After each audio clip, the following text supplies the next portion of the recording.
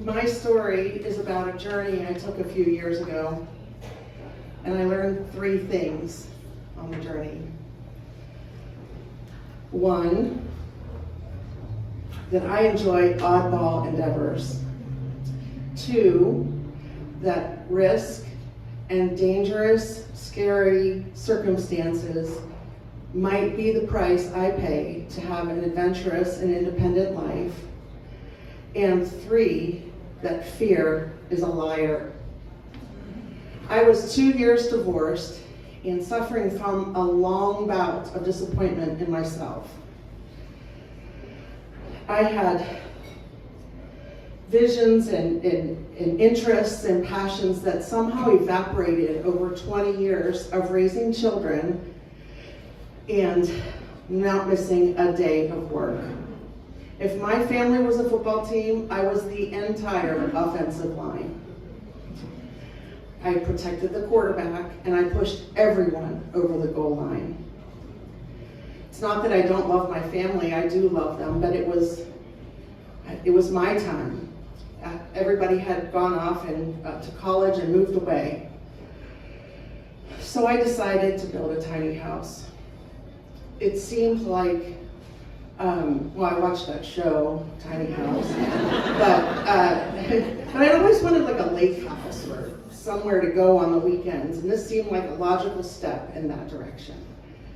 I had a friend who was an architect, and I commissioned him to design the tiny house. He had recently moved to Spokane, Washington, and said that he could build the project out there as well. Well, that's cool because lots about the tiny house industry is out west. So we would have resources to consult with. Unfortunately, my friend got really sick. The project wasn't halfway finished. And I had to make a decision. I was like, shoot, I might be in over my head. I've already put $20,000 into this project, and I still had a kid in college, and that was a lot. And I had to decide what to do.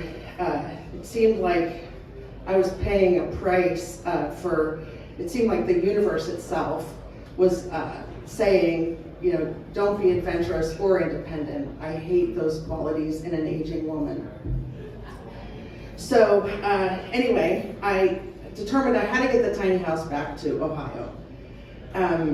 It was on wheels, thank God. So that part I could do. I flew to Washington. I procured a truck, a 1994 with a diesel engine that was in good shape, and it had a hitch, and that was all I needed. I did some research on how to take a big structure across the country, and I learned that the wind itself would be the biggest challenge in the western United States. So I would have to drive very slowly. I began my trip from Washington into Idaho. Idaho is a very severe terrain.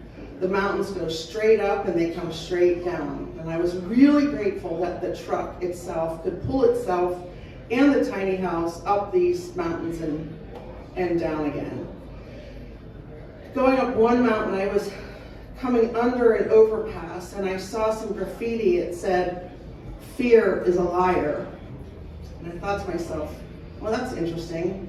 I'll have to think about that. Off I go and enter Montana next. And Montana is a big, giant state with very few people that live there.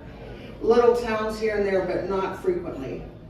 I decided in Montana that I would take actually a right-hand turn to go south to get to Yellowstone, because I didn't know if I would ever be there again. And this seemed like it's now or never. So I was driving late into the night, and it was so dark, and I couldn't see much of anything but the road before me from the headlights of this truck. And suddenly, in my line of vision, I see a herd of elk cross the highway. So I slow down to avoid collision with all of these animals. Unfortunately, a straggler who was trying to catch up with the herd slammed right into my truck, rolled onto the top of my truck and rolled off onto the highway again and runs off. And it was huge. It was this big animal, and I was so startled, so I pull over. And it doesn't matter if I pulled over or not. There's no cars. There's nobody out there but me. But I did pull over to see, like, is the truck okay? And it was dented, but it was okay. And I thought to myself,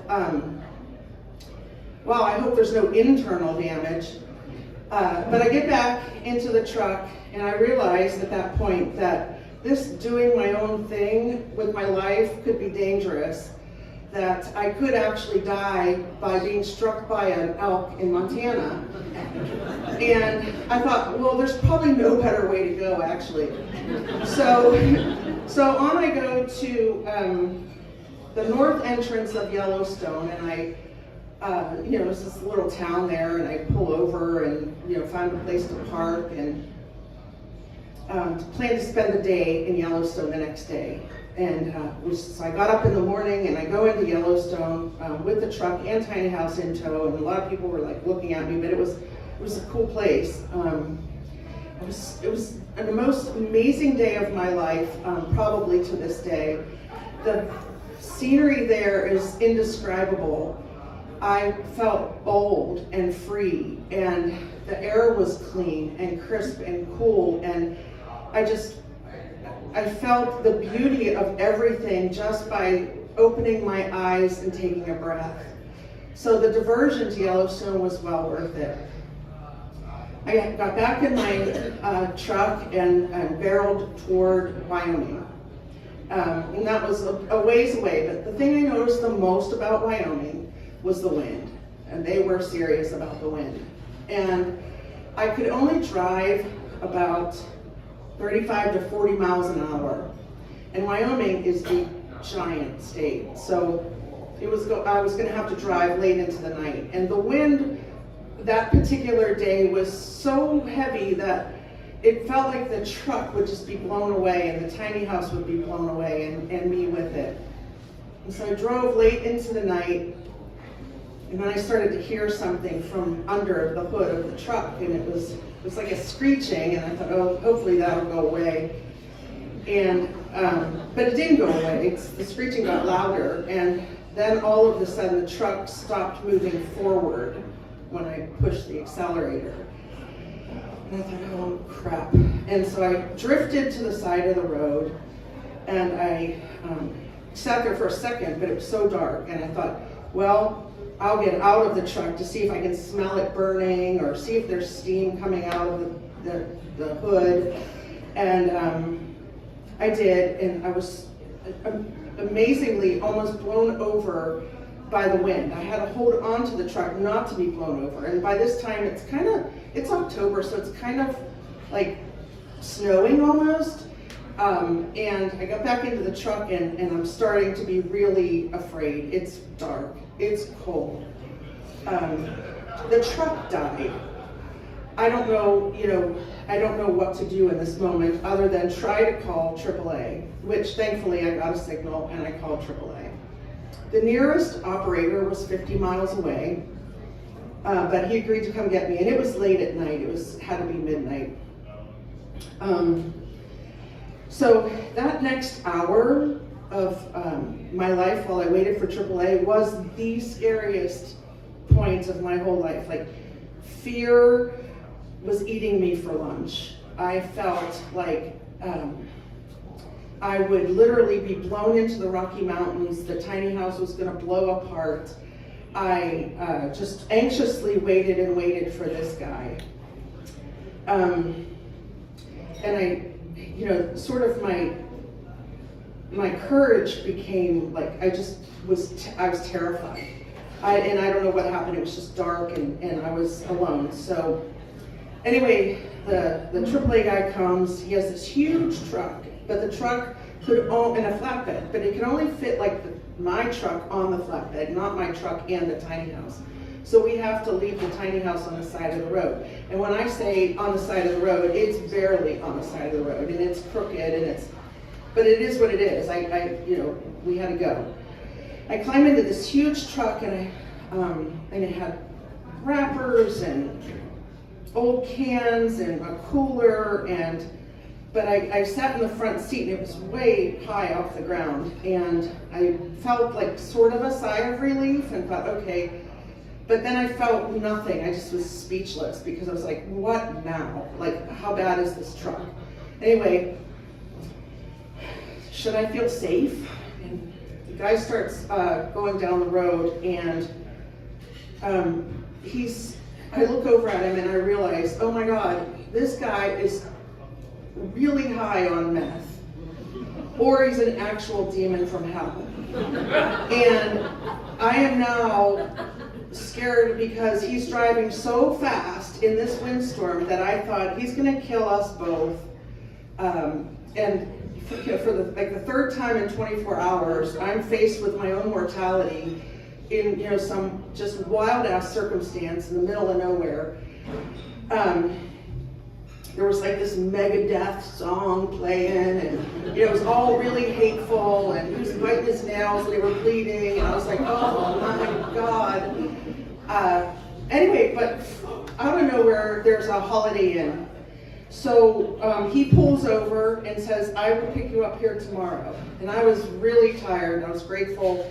Okay, but as I was getting out of this truck, which was further of a jump than that, I shut the door and I thought, this is the last time I see him, my truck, or the tiny house. Yeah, I just had surrendered to that.